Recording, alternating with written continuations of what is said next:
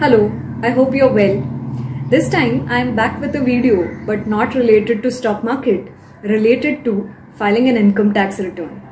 Many of you must have started getting your Form 16 from your employer, and you must also be aware that 31st July is the last date for filing your income tax returns without any fine or penalty. Many of you may have already taken the Form 16 and reached out to your CEO or your consultant as well. Or many may also be thinking that let me file my income tax return on my own this year.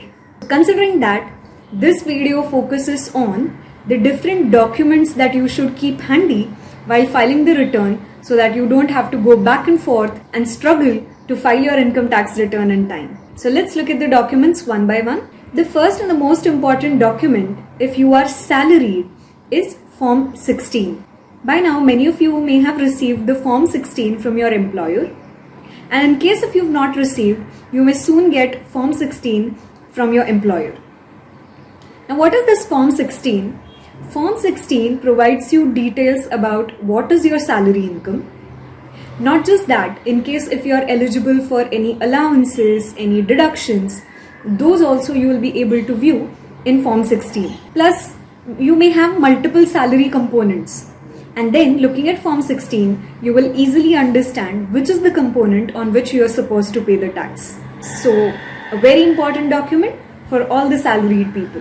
Then the second important document is your interest certificate. So most of y'all may have invested your savings in fixed deposits. So having interest certificate is very critical. Now many people also reach out to me and say that why should I even declare this income? And if I don't declare this income, how will the government even ever come to know? So remember, in one of my earlier videos as well, I said that government already knows what is your interest income. In fact, every bank is expected to submit the details of your interest income to the government.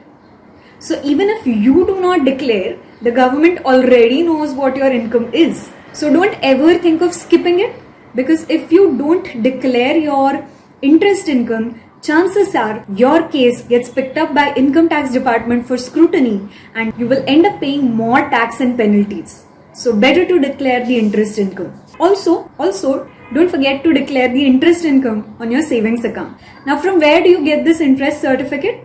You can either get it online by logging to your bank website, or you can go to your bank branch and request for this interest certificate. Apart from that, in one of my earlier videos on types of bank deposits, I had spoken about Form 26AS. So this is nothing but annual tax credit statement, wherein you can view what is your total income, say through salary or through interest or any other professional fees that you may have earned. And you can also view what is the tax deducted by someone on your behalf. So it's very important that you access or see your 26AS and use it while filing your income tax return. Then moving to the next document, that is capital gains statement. And this is applicable only in case if you have sold shares or units of mutual fund. So what is this capital gain statement? It will basically help you to understand what is the gain or the loss that you have incurred by selling the shares or units of mutual fund. So what you have to do is you will have to take the capital gain statement for last year, that is 1st April 2021 to 31st March 2022, and then accordingly you can declare whatever is the long-term and short-term capital gain that you have earned. In case if you have incurred a loss, you can take the benefit of that as well. Many brokers also call it as a tax P&L.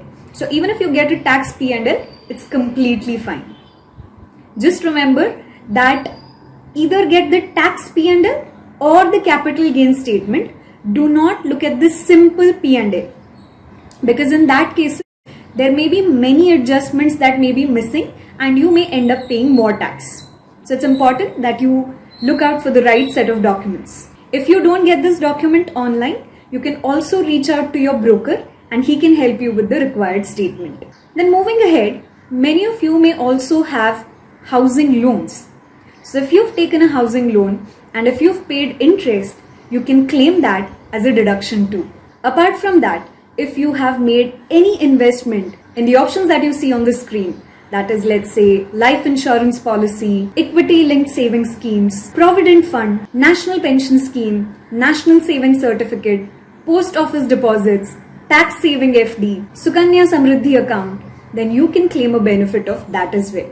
Apart from that, if you have children who are studying in school and college, then you can claim the tuition fees paid for them as well in your income tax return. In addition, if you have a medical insurance policy, either in your name or in the name of your spouse, that is your husband or your wife, or your dependent children, you can claim a deduction for the medical insurance premium paid. Similarly, if you've taken a policy in the name of your parents, you can get a benefit too. In case if you've done preventive health checkup last year, you can get the benefit of that as well.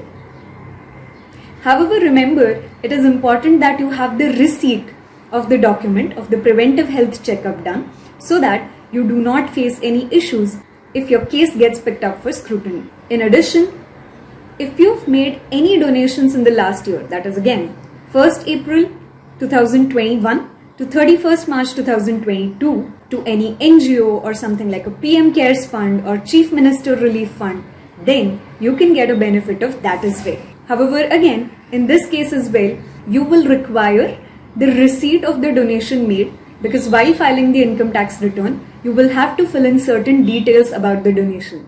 And lastly, the other important document is interest certificate in case if you have taken an education loan for self, your spouse or your children. You can also claim the benefit of the interest paid if you are acting as a legal guardian of someone. Apart from this, there are many other benefits that you can get and you can save your tax.